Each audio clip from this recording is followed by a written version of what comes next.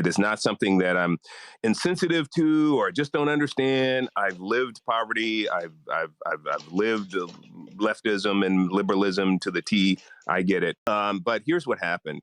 When I began to take my faith seriously, there was a pivot point for me, and it wasn't that I was looking for one. It was that the God revealed it to me. It's like He lifted the veil on me and my wife, and He said, "Look, this is great that you want to be a disciple in all these other domains, all these other areas, but this thing here, this doesn't really match."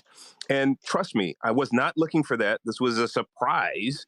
And by God's grace, lifted the veil and I was able to see. And then I began to look at the policies and really realize that none of the policies for my liberalism, my Democrat, dependence at that time, really lined up with actually helping the Black community. It was like, wow, it was really thoroughly illuminating. And then from that point, we've been conservatives. I don't like to even say that I'm a GOPer or a Republican per se, because I really will vote for anybody as long as it aligns with my theology, with the Word of God. Not even my theology, but the Word of God. Period. It's His theology. So that's where I've come from, and so from that, the Lord's helped me to really understand at the core, get to the bottom line of issues, the bottom line of systemic racism, the bottom line of reparations.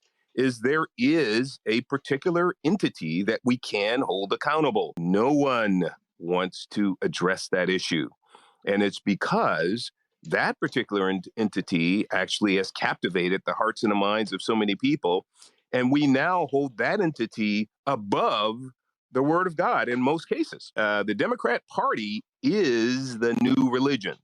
And we should all, be taking a strong look at our life and our commitment to that party and actually do a serious introspection as to whether that party has preeminence over the Word of God in our own lives. I've seen it. I know it does for a lot of Democrat Christians. And this is an area that we have to address. We have to get to the core of this.